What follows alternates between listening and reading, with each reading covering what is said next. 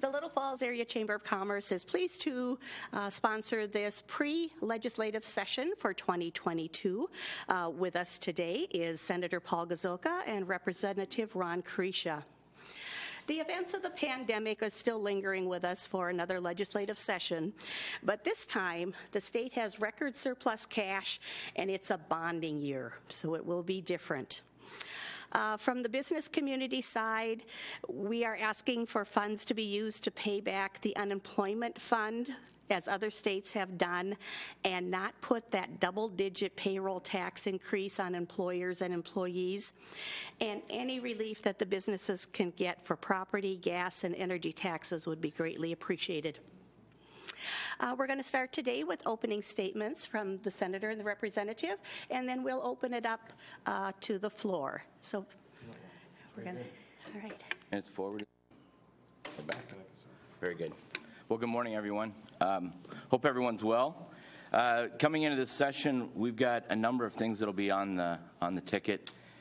One of the first things, obviously, we have this large surplus, which is generated by people, and so we have to respect that and make sure that that gets back to the people in the proper form.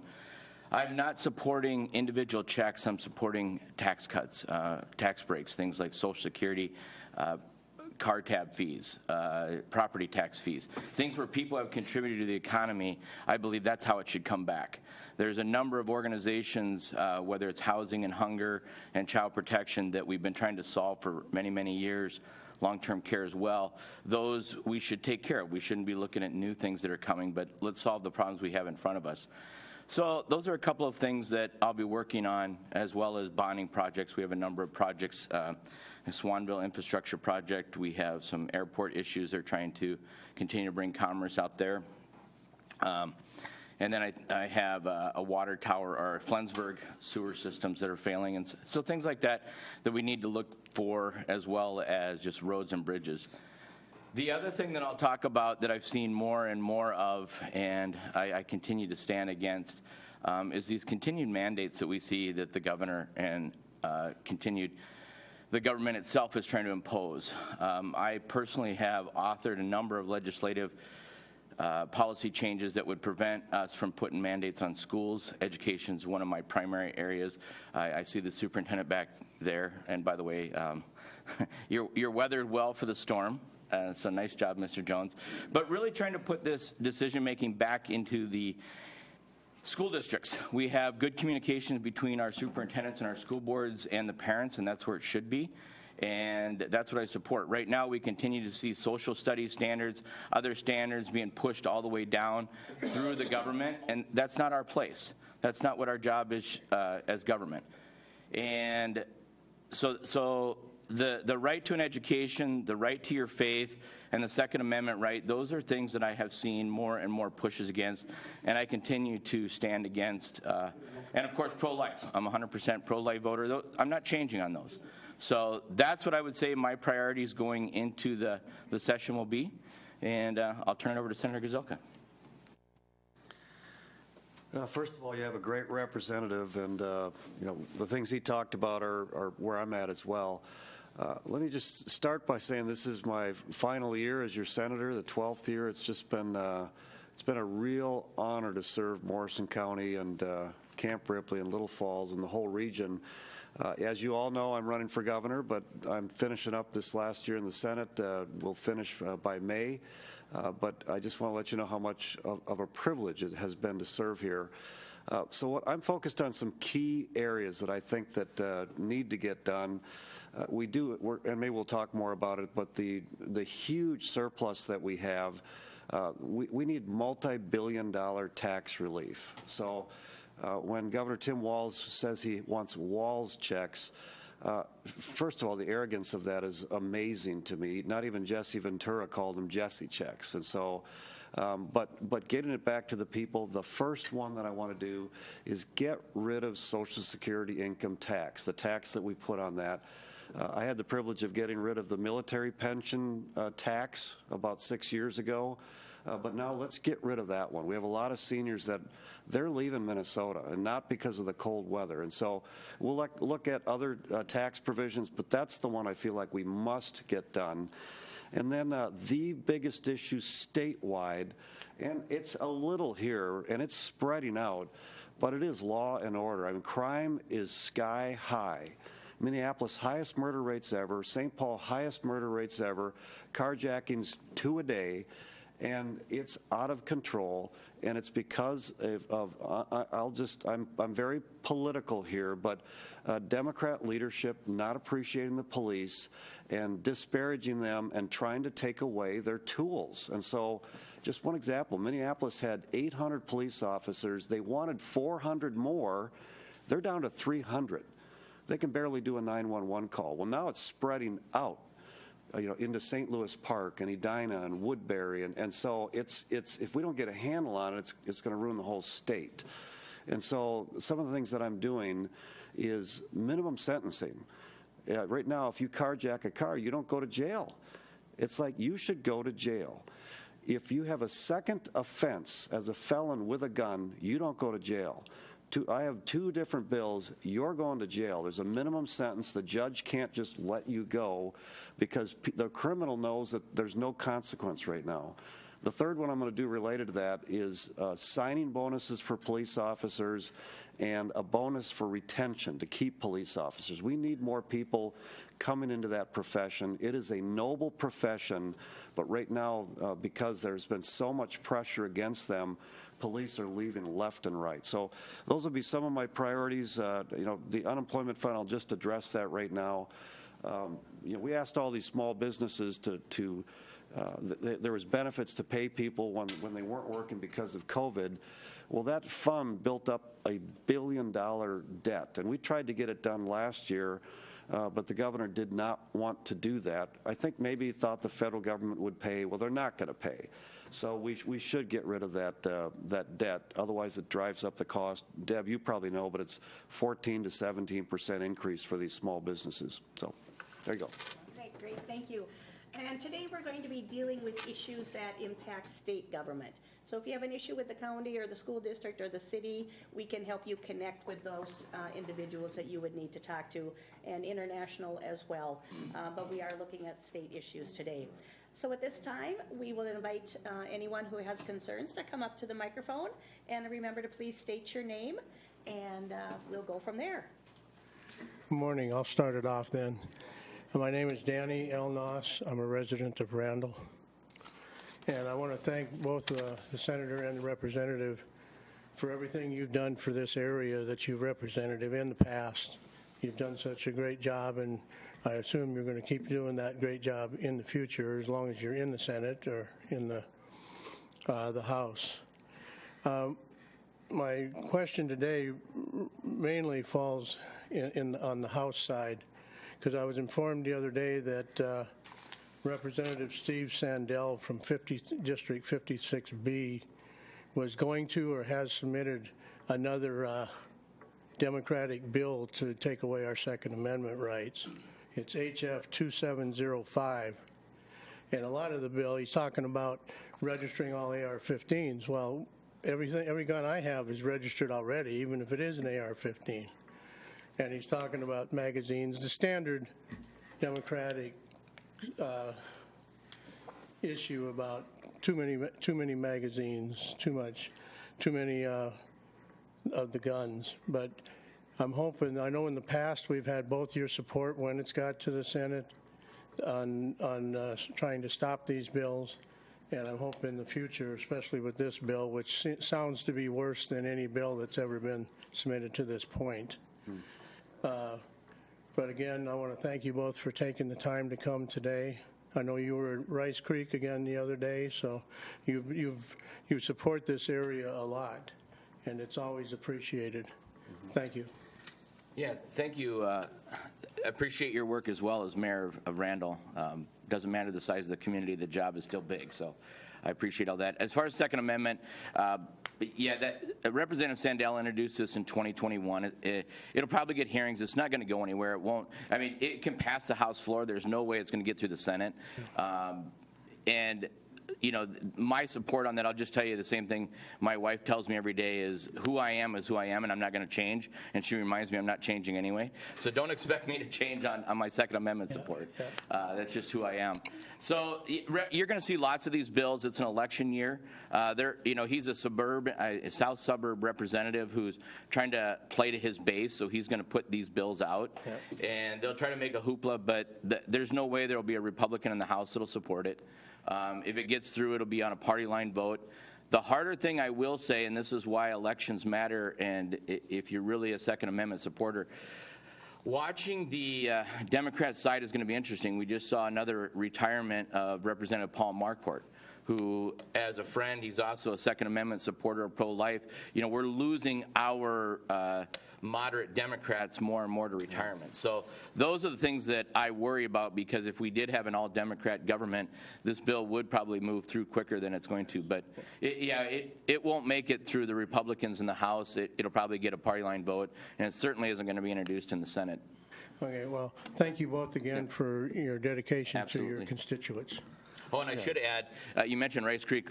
One of the things, talk about my Second Amendment support, back when Governor Walz shut us down, I was one of the ones that helped all the high school league, or all the high school shooting clubs get back up and running, because Governor Walz in his wisdom decided at one point that, hey, golfing was fine, we should send everybody outside, but we're not going to do that with clay target.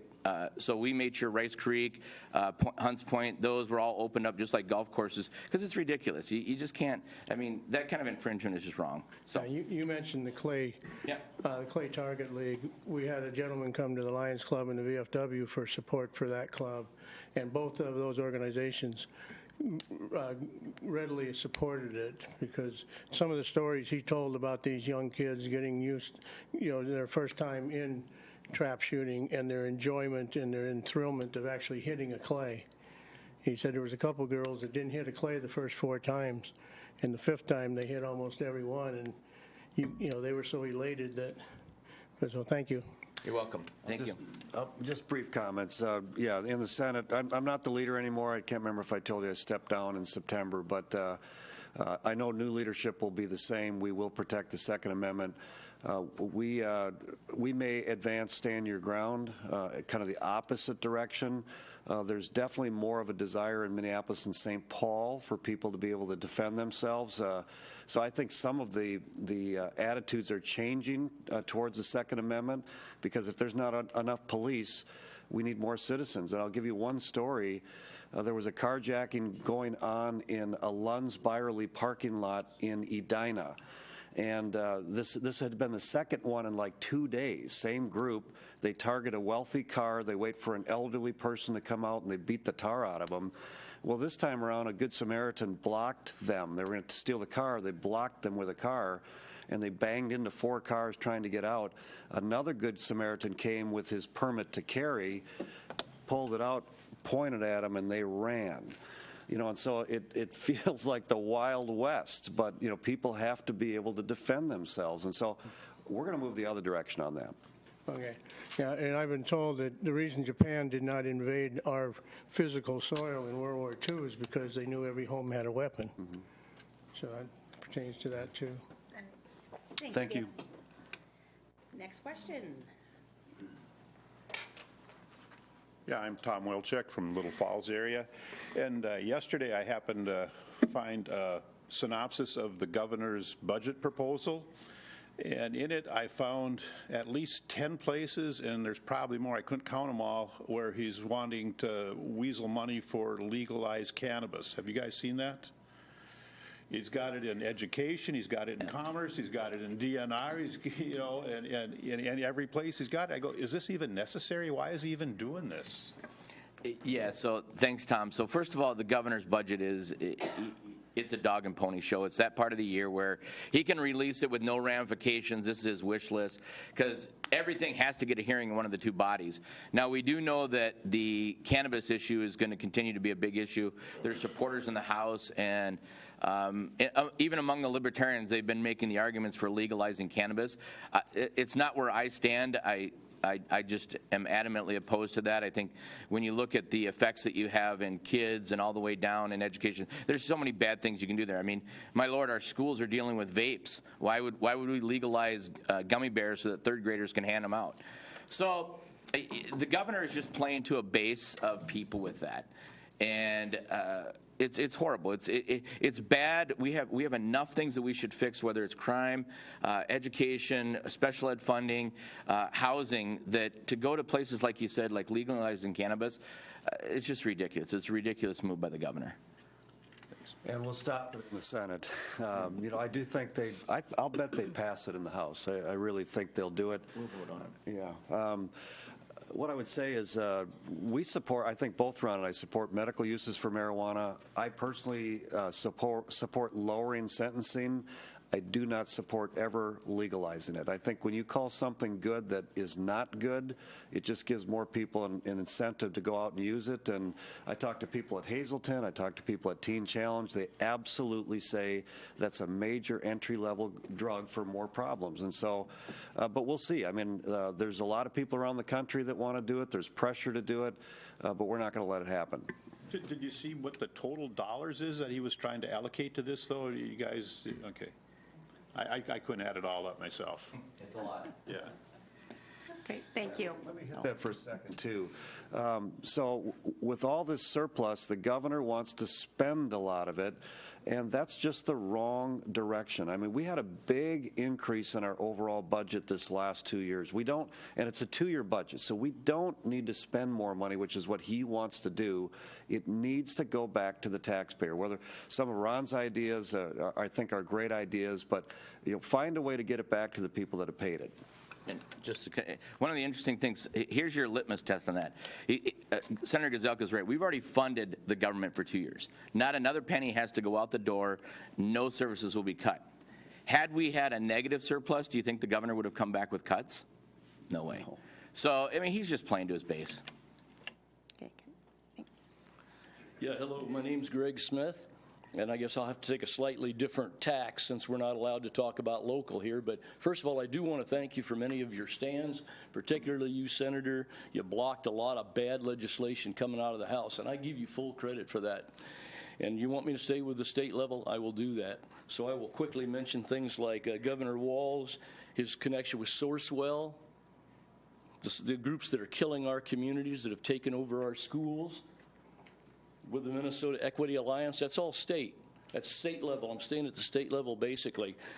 We appreciate what you're doing, but no matter how many good bills you pass, they are still destroying our communities. They have now taken over our city council.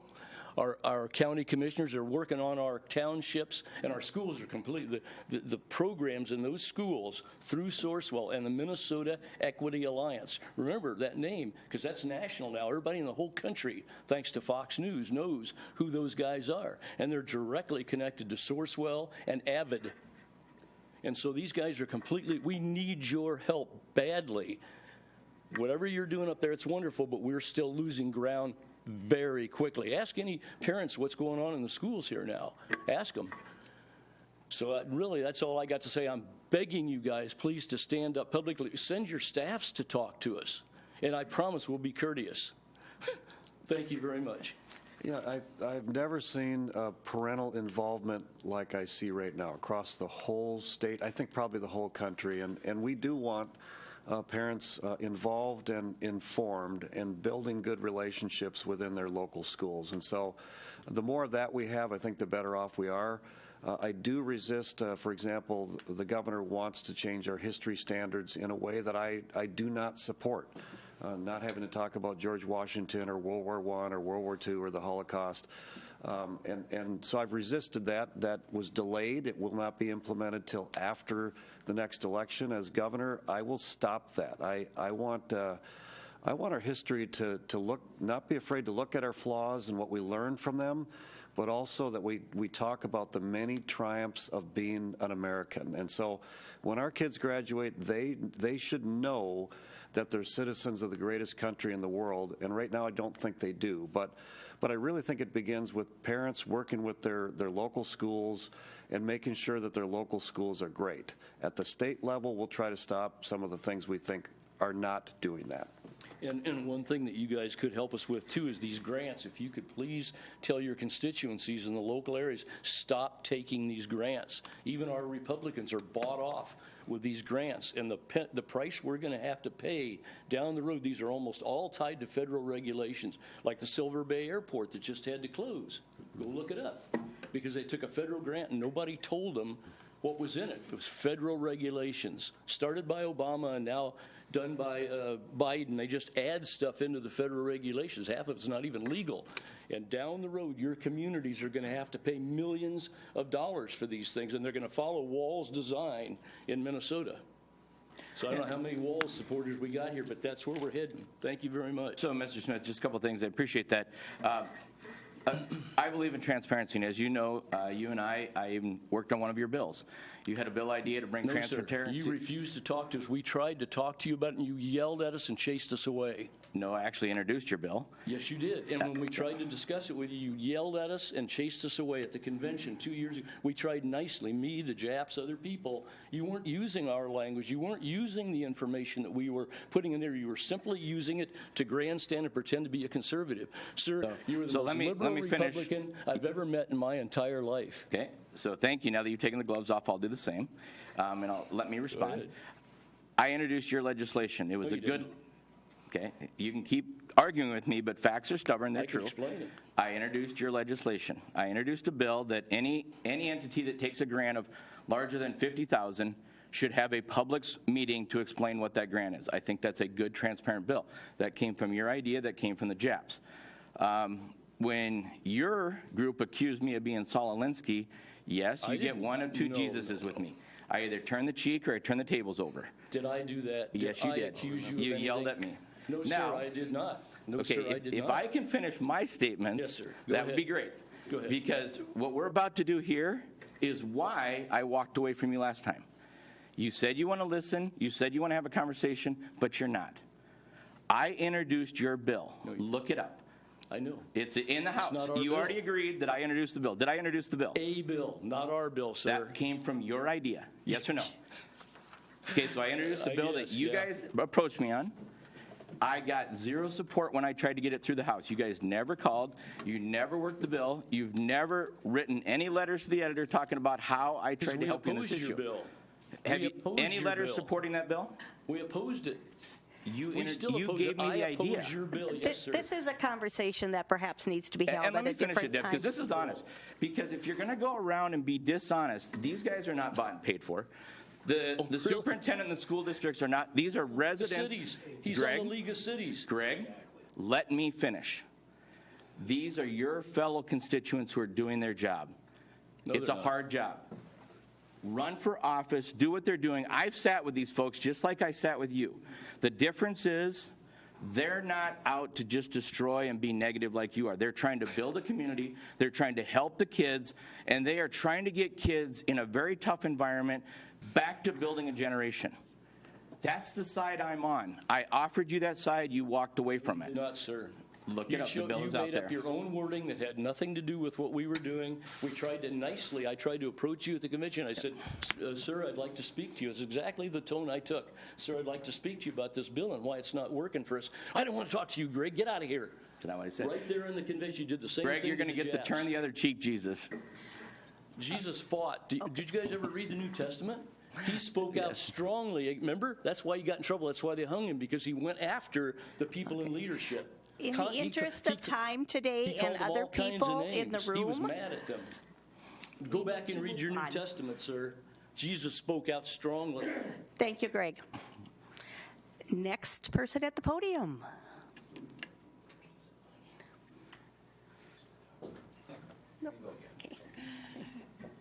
Good morning. Kathy Lang, Executive Director of Habitat for Humanity of Morrison County. First of all, thank you both. We've been in lots of meetings together, and Senator Gazelka, we will certainly miss you. And Representative Krisha, thank you for all you do for affordable housing. I know you've been helping our construction manager, Kale. You've popped in there.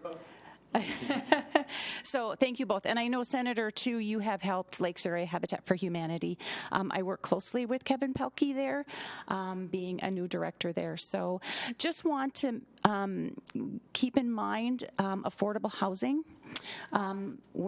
During a bonding bill, we don't have in Morrison County enough emergency shelter resources. And also, as far as Habitat for Humanity, what cost about, say, 18 months ago, $100 a square foot to build now costs $170 a square foot to build. With that increase, and plus the volunteerism to build houses in our community, with the COVID pandemic has decreased, so costs are definitely on the rise. And as the director, I'm a little concerned about us continuing that mission. Habitat's mission, of course, is to build communities. Our current family partner, she was living in cots in her cousin's house, and I have heard from many Habitat families how life-changing it is to give them a home.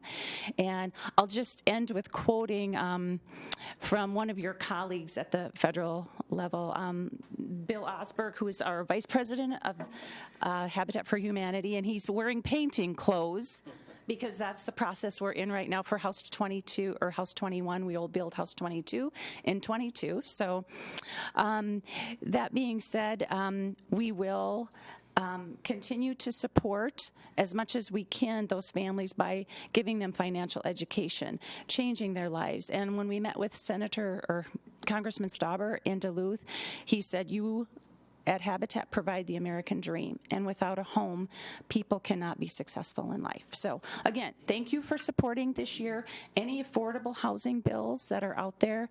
I would come and testify, whatever you need to do, give stories. I'm there to help you as well. So thank you so much. Kathy, what was the time frame that the cost to build went from 100 to 170 per foot? It was actually right at the start of the COVID pandemic when costs increased, volunteerism could not be utilized because nobody was volunteering, of course, with the situation with the pandemic. So, with lumber costs, freight costs, and then the loss of volunteerism altogether combined. So, thank you. You're welcome. Yeah, so Bill, you're doing some painting. Good. I'm just supervising. Oh, very good. I was supposed to do the taping and mudding last week, but I wasn't able to get over there, so that must be done. I'm going to paint today. Good. A couple of things on the housing. So, again, we've got a government that's made a mess of this. Well, one of the big problems is rentals. Because we can't move people through the rentals, we've created all these government programs that are leaving bad renters in and leaving tenants holding the bag. And you've got all of these folks that should be moving through. We've got families that could be in some of these homes, moving transition homes and so forth. So we've got to continue to fix that, because right now the hard thing is you can't just build more housing at the costs, and a lot of that housing is being gobbled up by single-family homes. So it's a mess, and frankly, the renter control issue was a big part of that right now, and we have to fix that. There's no question when you look at the housing problem that we have families that need some homes. My personal experience, and I've had lots of them, but recently I've seen a couple families, women and their children, moving out of domestic violence situations. And when you see a mother who's so scared to take her 3 or 4 kids out of the home, and we have to hide the car because the spouse is actually looking for them, that's a scary situation. And then you see these kids, and the situation, the most recent one I was with, when we moved the family into this safe place and the kids came in, they were so happy just to be able to do homework in a room where they didn't have to worry about the violence that was going to happen outside that room they were in. I remember just giving Legos to one of the 6-year-olds, and you'd have thought that kid had all the Christmases in the world. Because every day when that kid came home, he didn't know, frankly, if his mom was going to live or not. It was that bad. So when you look at the housing situations, it's not really the adults that are, it's the kids below them. It's that next generation that will repeat and repeat. So that's where I'm at on that issue. Okay, great. Thank you. Kathy started this, so thank you. My name's Bill Osberg, Little Falls Township. Briefly, if possible, due to lack of time, could you explain rent control, which is now in process in St. Paul, I understand? Yeah. Just briefly, and also the other question I would have is there any funds might be available through the bonding bill that can be used for rehabs of old houses?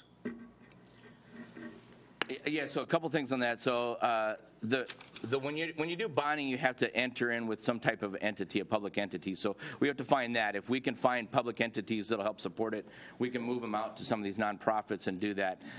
That I'm looking at. We're going to try to find that. The rent control piece, this is why it's so bad. Built on the best of intentions to try to keep people in their homes during some of the pandemic, except you take really bad renters, and I know it's no surprise to anybody, but there are really bad renters out there. There are people that have no responsibility, don't care about the place they care about. I know Rich Kleiber, you called me, and I'm glad to see you here because you were on my list to call back. But what the rent control did was it put money out there and said, okay, renters, go apply for it. Of course they're not going to apply for it, because they know they can't get kicked out, or they're not going to go use a computer. They're not going to do everything they need to do to pay the landlord. So what we're doing is we're sticking landlords with all these bills. They have all the assets and all the liabilities that go with that, and then the governor and the DFL continues to tell them they're bad people. And the problem is we have good landlords who are trying to provide housing for people that are moving through transition or frankly can't be homeowners. So the problem is we've villainized the landlords who are providing home ownership, who, by the way, as you know, are doing all the plumbing, are doing all the electrical, are responsible for all the property taxes, are responsible for everything there. And then we've lifted up these tenants like they're never, ever stiffened landlords and they're these wonderful people. That's not the case. I mean, I have had families in some of my rentals for 16 months before I could get them out, and that would have been at least 2 other families I could have gotten in. Meanwhile, they had destroyed all the walls, they had destroyed everything, and it took me 8 months to rebuild the place. That's what rent control is doing for us right now. Let me just address one idea that I've been exploring. I met a couple of minority veterans that are trying to solve some of the homeless problems among vets, and they're asking, is there any way that they can take over some of the vacant properties that are just nothing? They're just sitting there, and find a way to give them some of these properties that they can then fix up for homeless veterans. So there's many different facets of this, but the ideas come from the people. And that's why, just listening to them, I'm hoping that we can find a solution for that little slice of homelessness. Great. Thank you. Next question, concern, comment. My name's Nathan Wiesenberg. I was born and raised here in Little Falls. I graduated in 2000. I still live here. I have worked for the DNR for about 20 years. I'm a wildlife biologist. I also work as a private contractor doing wildlife research at Camp Ripley, so I understand science and how the government works. My wife is a doctor, and she has been fighting for the medical freedoms things that are happening right now, and that's been a hard thing for the last 2 years. And we know that we asked Ron Krisha on the radio a few weeks ago about him getting on board to stop the vaccine mandate, and he said that he did sign on to all that stuff and he supported it, and I have him actually on video saying he won't support it, and then on the radio he said he would support it. So I don't know why you're lying to people there, but that's not okay. If you support vaccine mandates, or I'm sorry, support stopping vaccine mandates, we can save a lot of jobs. If we would have done this months ago, people wouldn't have been out of work. So we need to get on board with that. You said you want to keep the money that we have in a surplus. So what I heard is you're not going to give back our money in rebates. You just want to keep it and figure out how to spend it, but then you're going to do tax cuts next year. So that's good. He's not going to give our money back. He's going to keep it and try to spend it the way he sees fit. So then we also asked Ron Krisha about term limits on the radio, and he dodged the question 2 times, and he refused to answer it. So I'd like to know what you think about term limits, because if he says he likes term limits, maybe he's getting close to his term being up, and he shouldn't be running again. And if he says he doesn't like term limits, then nobody wants that, because everybody thinks we need term limits, I would assume. So Ron Krisha also supported voted for the Environmental Omnibus Bill, SF 20, June 24th and 21. So that's the California emission standards for Minnesota. Why are we having California emission standards for the state of Minnesota that raise their gas taxes, and we can't have electric cars out here when it's 25 below? How are vehicles going to start? That doesn't make any sense, and that's taking money away from us in the community. And how are farmers supposed to keep money in their pockets and support their farms when we raise their gas taxes? Not done yet. Back in 2019, you supported letting a transgendered male compete against females in Little Falls High School. He said he didn't want to not support it because he was afraid how he would get hammered by the media. I don't know why it's good to let males who think they are females compete against females, because that takes everything away from females. It's females' right to compete in sports and be able to compete without having males compete against them. Males are just biologically built stronger, and that's just the way it is, and they shouldn't be competing against females, and that's wrong. You said, let's see. Oh, another thing I'd like to say, we've had these meetings, and Mandy's been calling people and telling them that we had our meeting scheduled on Tuesday to coincide with Ron and Paul Gazelka and Pete Stauber's meeting. Actually, that meeting was scheduled much sooner than that, and it was scheduled over a month ago, so that's a lie. Please quit telling people that we did that. We had our meeting scheduled before your meeting. So I could say maybe you scheduled your meeting to interfere with our meeting, if we could turn it that way. So to talk about Sourcewell, if you go to Sourcewell's webpage, you can do it right now and do it before they take it down, because if I make this public, they're probably going to change what it says. If you go to Sourcewell's webpage, it says we have to quit using offensive words like mom and dad, boy and girl. We have to say we can't be racist, but then 4 paragraphs later, you know what it says? We have to try to get rid of whiteness. That's what's in our schools. This is what they brought here to our community. Years ago, they're like, we need to bring Sourcewell to our community because it's going to help all of our kids. That's not true. Now that's why all this stuff is in our school system. I have 3 kids in the school right now. They're 10, 8, and 6, and I am so mad at what's going on in our community. And it's because of politicians that don't do anything that need to be gone. We need to get these people out of here if we want change. They need to go. Thank you for your time. So There we go. yeah. Action for Liberty gives out a lot of information that is not always helpful. Actually, I don't speak for Action for Liberty. I don't get paid by Action for Liberty. I'm a private citizen in Little Falls. You want me to go? No, I'd actually like to finish my comments. No, I know you're gonna bash Action for Liberty, and in that way you're bashing me. I do work with Action for Liberty because we share the same values. I don't maybe share everything that they share, but I live in Little Falls, and I'm trying to do better for my community. I'm not getting paid by them. I volunteer, and I volunteer much of my time because I want to see good things happen in our future. I have no ties to Action for Liberty besides I'm trying to fight for my kids. And that's a good thing. So what I want to say is Republicans have not had House, Senate, and governor in 55 years. And to assume that Republicans can just wave the magic wand and get things done is unrealistic. And so what we did, I'll just address a few of them. So the vaccine mandates were under emergency powers, and mask mandates were under emergency powers. The only place that there was not a mask mandate in the entire state of Minnesota was the Senate, under my control, because that was Republican control. We did not require mask mandates. We did not require vaccines. We told people, talk to your doctor and figure out what's best for you. And if you decide you're going to get the vaccine, that's up to you. And if you decide not to, that's up to you. And as far as the tax relief, one-time money goes away. So we want permanent multi-billion-dollar tax cuts. And if you just give it one time, that's nothing. If it's ongoing every year, that's what we should be aiming for. We should not be spending that money. That's what Tim Walz is going to want to do. The electric car mandates were done outside of the legislative branch. Both Ron and I, we don't support electric car mandates. Actually, Ron Creasy did vote for it, and I can show you. So I'm just saying he is supporting it. So let the market drive when we have electric cars. The governor did that outside of the legislative branch. He did it through rulemaking. We took him to court. The judges... Ron Creasy voted for it. Do you mind if I finish? I will let you finish, but I need. let me But finish. what you're saying, you're trying to discredit what I said. He voted for it. I'm just telling you how electric car mandates happened was through rulemaking, and therefore, as governor, I can end the electric car mandates and let the process work the way it's supposed to through legislation. So, anyway, I'll let you comment from there. Sure. Thank you. Looks like you're running for office. Good luck. Hope it goes well. Yeah, I've taken lots of votes, and I'm sure I probably did vote for that bill, and I won't deny it. Those bills are massive, and I suspect part of the vote in there, and I have to go back and look specifically, was there was local programs and local benefits that we were going to see.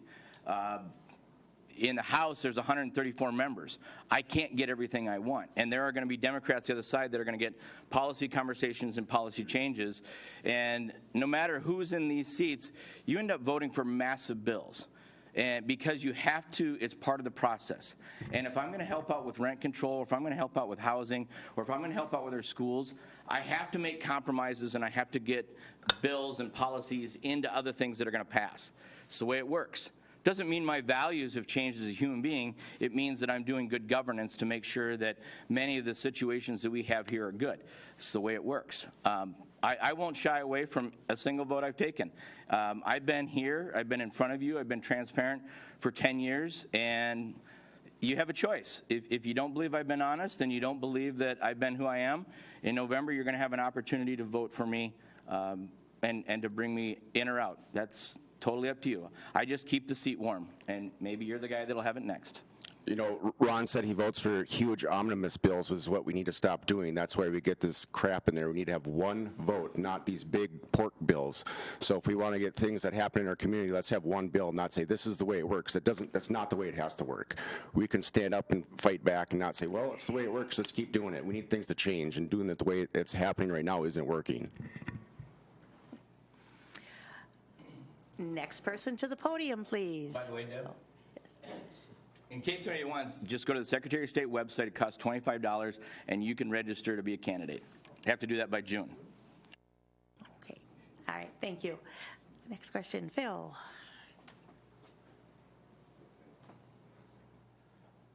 Good morning. I'm Dr. Phil Prosapi, an orthopedic surgeon. I've lived in town, well, just south of town for 31 years. Thank you both for being here. I'm not going to speak about anything with the medical community, actually. What I'm interested in hearing is your thoughts on the bike trail. I think the single most important economic driver that this community could see is the connection of that trail. As you know, Susie and I own a number of buildings in town and have really tried to make an effort to make this a better town to live in and to work in, support our children. So first of all, Dr. Persapio and is Susie here? Thank you for all your work. You have a couple of individuals who not only have been great benefactors to the community, but I know personally you've taken buildings that we weren't able to publicly turn around, and you've done that personally. So that's awesome. That's just fantastic. As far as the trail, that has been a project that Paul and I have worked on. I certainly have been championing that since day one, knowing the benefits of what we're seeing. I mean, I think Dave is here from Tour Right. Dave's built a business here, and you look at the pandemic. More bikes have been sold over the last 3 years than most people ever could imagine. And the benefits of getting people outside, getting them to our state park and getting them to the Lindbergh home, we're looking at doing a fly-in this year with Dave where people will be able to fly into the airport, they'll be able to grab a bike and bike into our community, and guess what they do? They go to our restaurants, they go to our stores, they go to our hotels. They do all of those things that we want to happen in an economy. So if you're asking if I support economic growth, yes, and biking is one of those that I support. And let me also add, this is not just about a bike trail. This is also Correct. a multi-use trail. Yep. ATVs, snowmobiles. We've been to communities that we don't even know why they exist except for a bike trail and how they prospered, or that type of a trail. Thank you. And that is from the very beginning. We insisted that it be a multi-use, so that a lot of people can use it. And we started support of it in the beginning. We'll support it all the way through. Thank you. Yeah, the other thing I'll just add to that, a couple of things. Part of what really precipitated this was Colonel St. Sauver, before he turned over to who we have now, General Cruz, but and his commitment was the bike trail, and we worked with the Randall, has to connect up through Randall and go along Camp Ripley to connect to the Paul Bunyan Trail from the Siouxland. So that's the goal. It's going to take us a while, but we're working at connecting communities, whether it's ATVs as well as bikes and all that. But the last thing that I'll say, if you haven't used the existing bike trail, oh my goodness, walk that or bike it and talk to the people that come out and the neighbors. It's a great way to get people connecting to our communities. So that's where I'm at. Since you brought my name up, my name's David. I do own the bike shop in town. When I talk about the bike trail, I believe people think he just wants to make money. I sent Deb a study from Pennsylvania. It's a 150-mile trail. In 2019, it brought in $121 million for the community. That's $800,000 a mile. I'm not going to make that. In that same study, it talked about people spend $400 over 2 days when they go somewhere and ride a bike. They determined that $9 went to a bike shop. $9 out of 400. I'm not going to get rich. I haven't gotten rich in the last 8 years. But bikes build community. Bikes bring business. You say you want to spend the surplus on something that will last. Completing from the Sioux Line to the Paul Bunyan completes a circle of between 500 and 700 miles that will benefit every community, not just Little Falls, not just me. Every community from here to Bemidji to Fergus Falls and back again. I urge you, hopefully, to Senator Gazelka, you're finishing, fund it completely before it's your finish. I know you can't, everybody's asking for money. There's definitely a return on investment with completing this trail as well as others. That's all I have. I'll just say, you know, I've supported it as senator, so I would be supporting it as governor. So just saying. Just a couple quick comments, Dave. Thanks. First of all, I'm an unabashed capitalist. Make as much money as you can, Dave, as long as it's fair. You're providing a service that people like. They're happy when they ride the bikes. You know, you should make a living. You have to eat too. So never, you know, because if you're going the other way, then your service stops. So I believe capitalism works in that. And when you have a good business and it's growing, that speaks to you and your wife. I've been to your shop. You're doing a good job. The other thing that I'll say is we're going to see a bonding bill of probably north of $1 billion. It's a good chance it could be a cash bill because we have a $7.7 billion surplus. So we'll see what gets negotiated in there. I've already talked about the fact that I have Flensburg looking at sewer systems. I have Swanville looking at a water tower. We had to fix the water treatment plant in Long Prairie, and I know there's this conversation about omnibus bills. If we hadn't gotten that water treatment plant done in Long Prairie for $5 million and put in that large bill, the taxes for the Long Prairie residents would have gone sky high because they still have to have water treatment. You can't live in an unhealthy situation.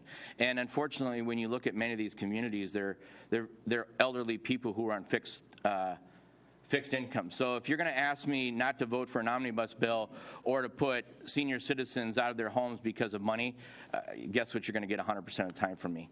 The other thing that I'll say is when it comes to the surplus, I am supporting tax rebates and tax reform.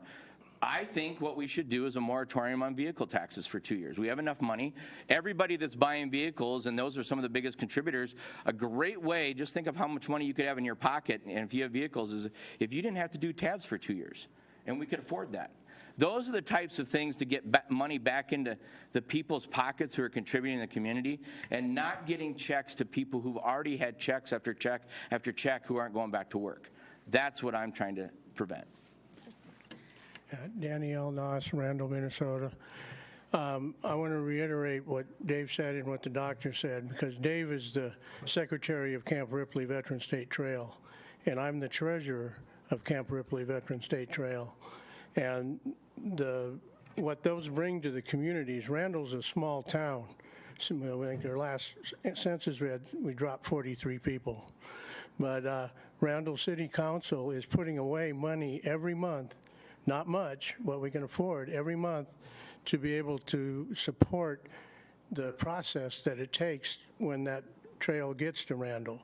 We've been working on it now for 13 years, and people say don't see anything happening. Well, there's a lot of issues involved with that, and we're working. The trail is managed, is fiscally managed by DNR, so we're tied to them on when we can use money for what. But we went to Lanesboro 4 or 5 years ago. Deb was there, and it's a proven fact that those trails are going to bring a lot of money into towns, not just Little Falls, but Randall, Pillager, Baxter, every town it goes, Fort Ripley, every town it goes through.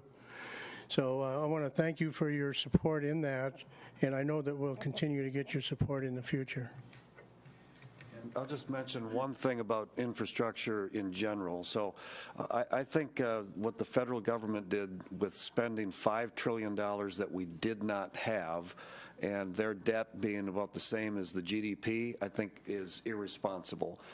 But in Minnesota, what we do is we always keep it under 3% of the gross domestic product. So when we do an infrastructure bill, it's paid for over 20 years. 20 years ago, that debt falls off, and so we always keep it in a what I think is fiscally prudent manner. And then we focus on roads and bridges, we focus on wastewater infrastructure and buildings. There are other things that get in there. It's not a perfect system, but just know that in Minnesota, at least on my side of the aisle, we've made sure that it stays within a formula so that we don't get cash strapped because we spent too much money. Great.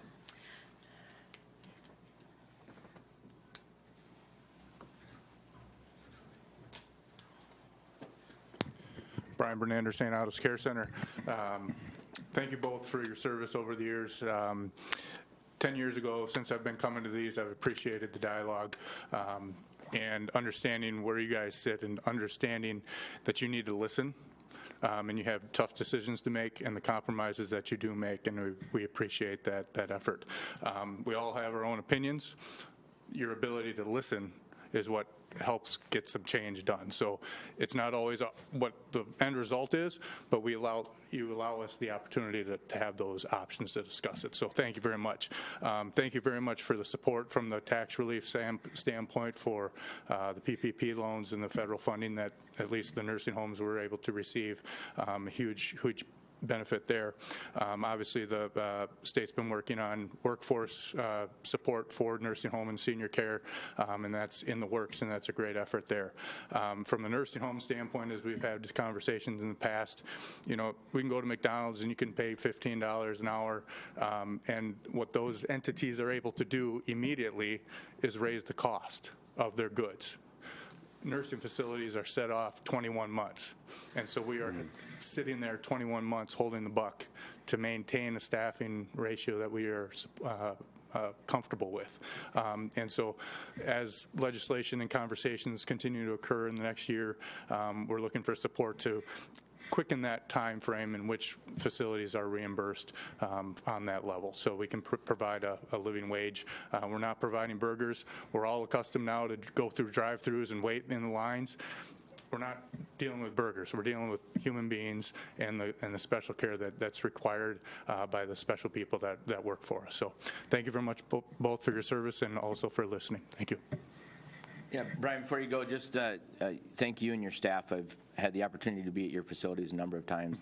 And you, nursing homes and long-term care, are one of the things that we tuck into omnibus bills because we have to. And again, solving your issues, and if you've and I'm sure many of you have been to the long-term care facilities and you know the kind of treatment and care that these patients need.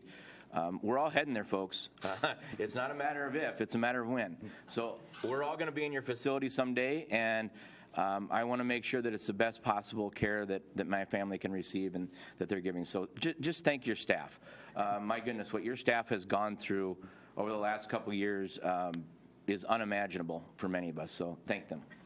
Yeah, incredibly grateful for what you're doing, and I'm living it firsthand with my mother-in-law and father-in-law. But I do have a question about, we've been trying to push to get the nurses compact so that we would be able to get more nurses quicker from around other states. The other side does not support that, but would that help?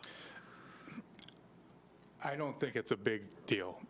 Right now, from a nursing standpoint, from a nursing home standpoint, those people aren't relocating to come to work in the nursing home.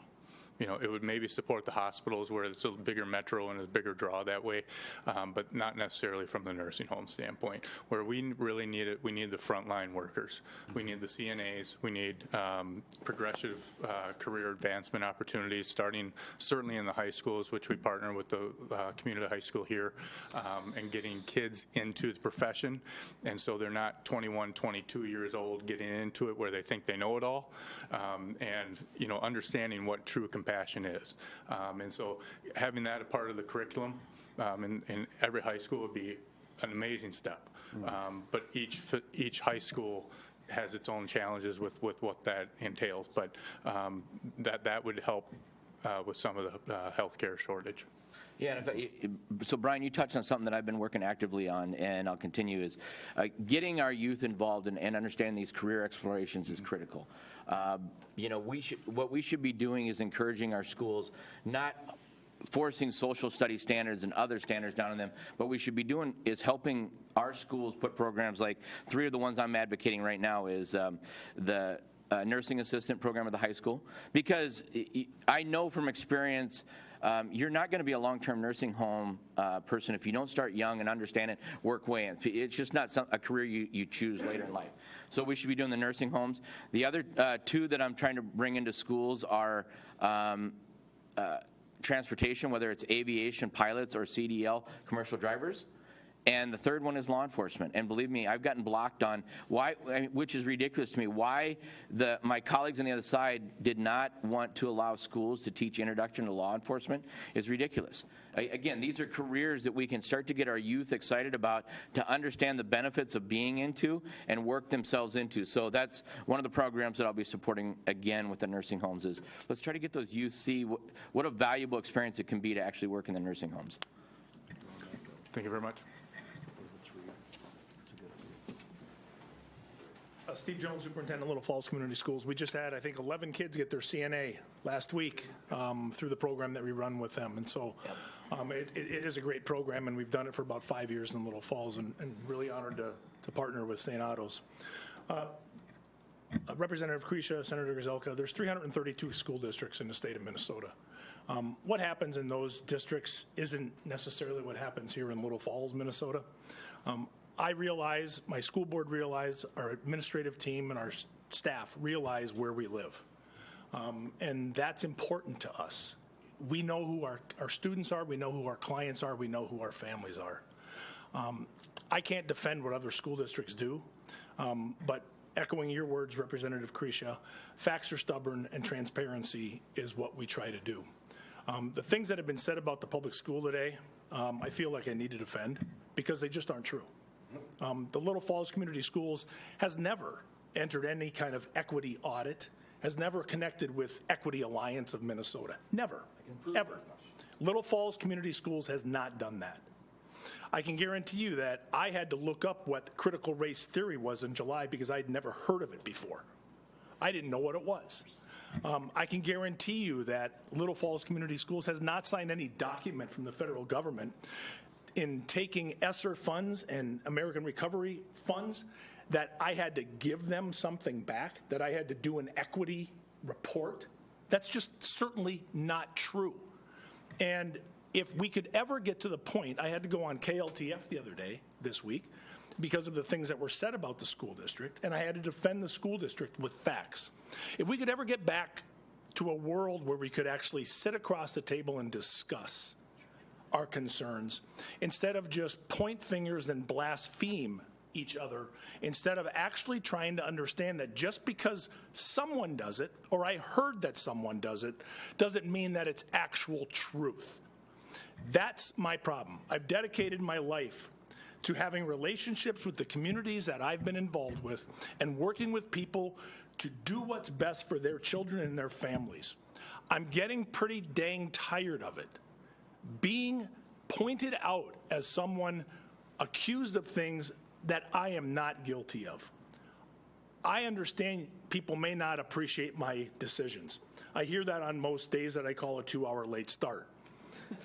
But I will not sit by and allow the school district to be unfairly categorized because of what someone may think is happening or is not happening. I can't abide by what Sourcewell does with everything they do. I have nothing to do with equity in Sourcewell, which seems to be the major focus point of people's concerns with Sourcewell in Region 5. I have nothing to do with them in terms of equity. I want you to know that, and you've heard it from me. They have an equity coordinator who I don't deal with. We don't do anything with it. And until we get to the point where facts actually do matter, and sitting down and having respectful conversations about things that we disagree with, but open to understanding other people's points of view, is what we need to do, or we're never going to get to that next point. Thank you.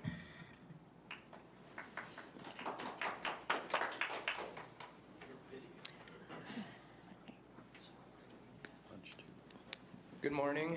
I'm Jeremy Pakula. I've been a lifelong resident of Morrison County. In the last 14, 18 months, we've discovered massive amounts of election corruption that exists mostly in the mail-in. Excuse me. Jeremy's talking, please let him speak. Again, let me start over. In the last 14 to 18 months, we've discovered massive amounts of election corruption that exists mostly in the mail-in voting process and the machines that were used in 2020. We need massive election reform laws now in order to truly have accurate and fair elections this coming year. Do either of you support the Crow Wing County's pursuit of a forensic audit of their 2020 election? And what are your plans to address the corruption that exists in our elections right now, as the Secretary of State seems to be holding our elections hostage at this point? I'll take it first. Thank you, Jeremy, because everybody wants to know that the election is secure and fair, and that's why those questions come up over and over and over because of that. To pass or to change our election laws requires the House, the Senate, and the governor to agree. Correct. We can't do it any other way. The Senate regularly passes voter ID, regularly passes reform of provisional ballots, and the House Democrats regularly say no. The only way we can change those reforms, which I think people want. I think people want voter ID. I think 70% of the people want it, right? Is to get all three. So what is it that we can do right now? Because that is what people want to know.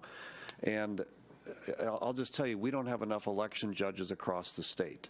Correct. They had, just being a little partisan here, Democrats had 20,000 election judges, Republicans had 3,000, of which the secretaries of state, 27,000. yeah, Secretary of State filtered out a number of those because they didn't quite fill out the application quite right.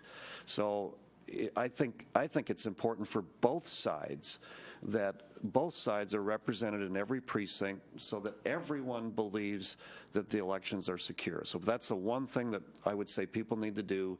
Get out there and be election judges. You can be election judges down in Minneapolis and St. Paul.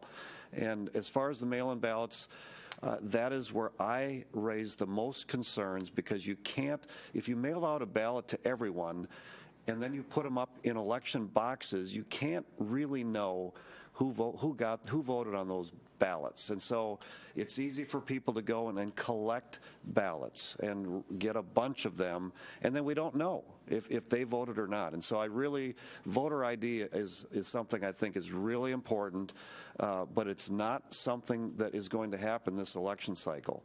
And as far as election audits, I think that we should have a much greater pot of money to regularly do election audits so that people know that their elections are secure. I did talk to the Senate Majority Leader in Arizona, where they did do a large forensic audit to learn what were the things that they found there that we could think about improving here. So it's a big issue. A lot of people care about it.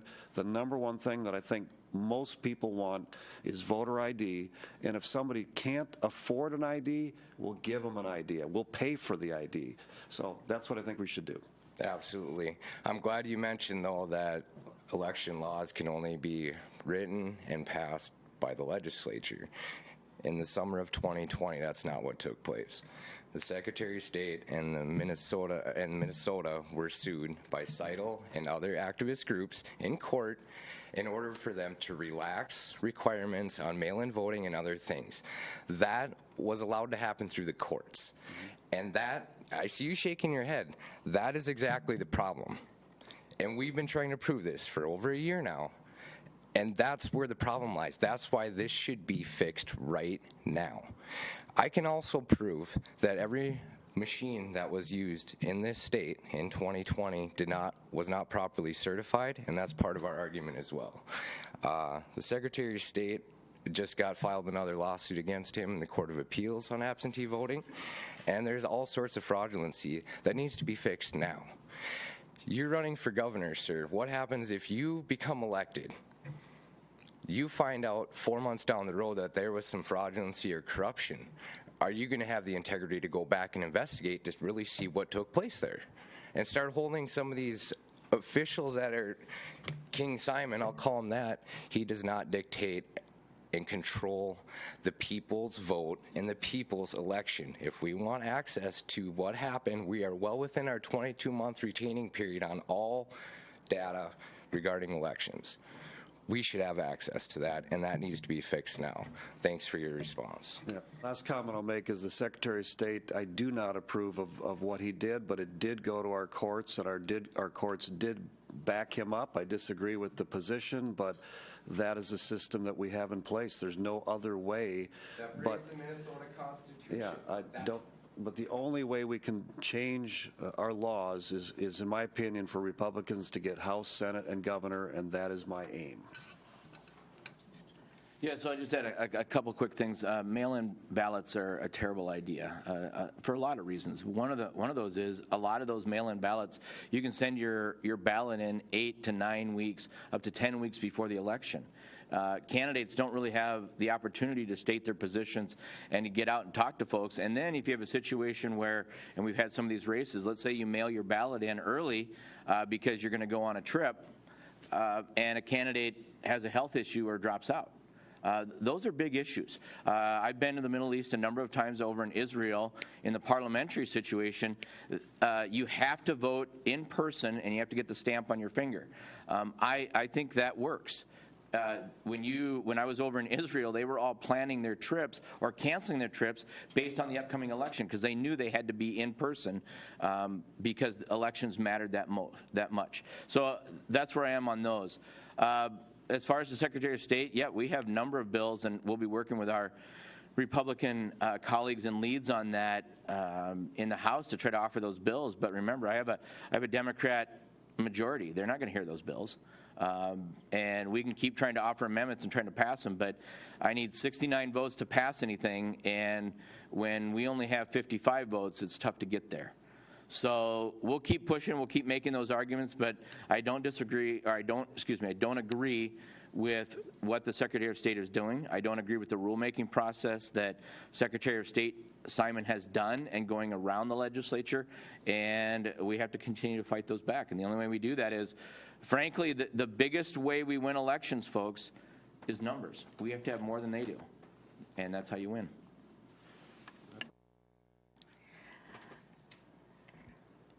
Yes. Okay.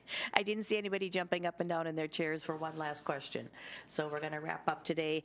We know that Senator needs to step out the door as soon as possible here. And if I can close first, and I don't mean to leave, I just have to get to another event, so I won't talk after. But again, very grateful to serve, but I want to encourage everybody here and those that are listening, February 1st, you go out to your caucus, whether it's Democrat or Republican. You go, and that's where you get to make your voice known. And so I really encourage everybody to go out there.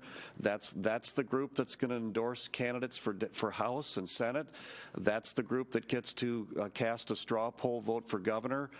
That's where everything happens. And so this is our civic duty, in my opinion, to be engaged. And so I want to encourage all of you, February 1st, go out. If you've never done it, you'll learn. Many of the people there don't know what they're doing, but that's how we learn. And so I really encourage you to do it, but I'm very, very grateful for the opportunity to serve you. Thank you very much. So of all the things that I have to deal with, my text from my wife is, the dog accidentally shut the fire off and now it's smoking. What do I do? So we have a corn burner. So thank you very much. The debate is good. The conversations are good. Sometimes emotions come to play and they get heated. But the one thing I've learned in all my years and all the things I've done, whether it's a business owner, an educator, a coach, or an elected official, is the truth can handle a little bit of beating up. But we have to play by the facts. And the other thing that I realized, and in the legislature, we have a rule: we don't challenge each other's intentions. Every person that I've come across, with the exception of some few, they come into every situation they're trying to do the very best they can. Superintendent Jones, I know the decisions that you have to make. I know the families that those impact, and many people don't see those kids and don't see those families that you do. You're doing a great job. Hold your head up high. And I'll never stop defending you, as well as the city. I know those decisions. I know those people. I see them. And until you've looked into those kids' eyes, and until you've seen how hard it can be, you can never understand the enormity that the men and women in our leadership around this area do. So it's easy to tear down people. It's a lot harder to build them up, Greg. Facts, sir. Facts. All right. So we want to thank Great River Television, Mark Sloop, for being in the room today and recording. Once he has the film done, we will get it posted around. We want to thank the City of Little Falls for the use of the room again, and again our elected officials for being here today. We wish you a very productive session when you gavel in on Monday. I'm going to go try to beat the fire department home. Okay. Thank you, and thank you all for being here. How you doing, Dan? Thank you.